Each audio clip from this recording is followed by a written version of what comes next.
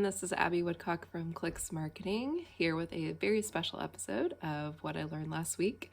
We decided that John shouldn't have all the fun, so each of us are weighing in with our 2 cents over the course of the next few weeks. So jumping right in, I learned quite a bit about LinkedIn last week. A bunch of fun little tidbits that I wanted to share with you all. So first thing is dynamic group budgeting for campaigns.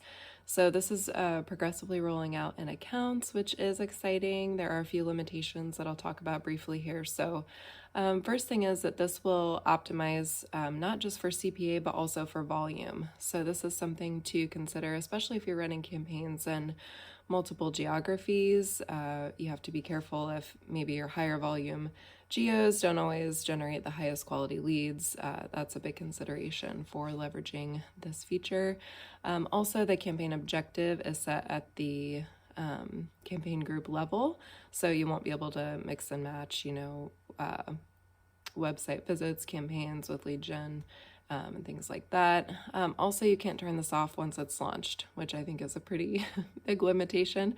And then lastly, you have to create a new campaign group to be able to activate this feature. Another update that we got from our rep last week was that manual CPC bidding is being slowly deprecated, which I think we all knew once they started hiding it and you had to, hit the little carrot to even be able to see it. But this is interesting news because then we would just be left with max delivery, which is impression based, so not ideal, at least for a lot of the campaigns that we are running, or cost cap, which if you've tested that at all, you know that, the lower your cost cap, it can really restrict your volume. So I will be curious to see if those are the two bidding types that we are left with once this fully phases out. Thirdly, I was in the UI last week and noticed that generative AI capability is available now when you're creating ads, but there do seem to be a couple issues. When I first tried it, I tried to turn the toggle on and it threw an error and didn't work at all.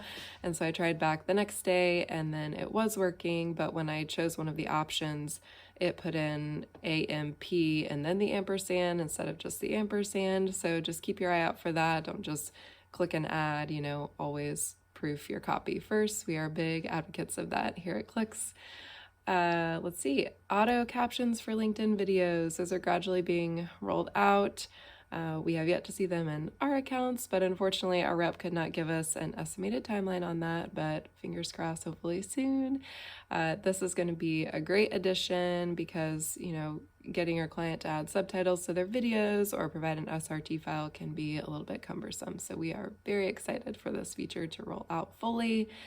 And then lastly, if you are leveraging phone numbers in your lead gen forms, we knew that, obviously you want to cut down on barriers to form submission, and reducing fields is kind of general knowledge and best practice, but I didn't realize quite how drastically adding a phone number could drop your lead form completion rates. So the number that our rep gave us was 24% for the lead form completion rate is how much it can drop by when adding the phone number field, and increase your CPAs by 21%. So those are pretty big numbers, so you should really evaluate if you are leveraging numbers and not seeing high lead form completion rates. Just really evaluate if that is a crucial field for the sales team or not, and maybe consider cutting it if it is not.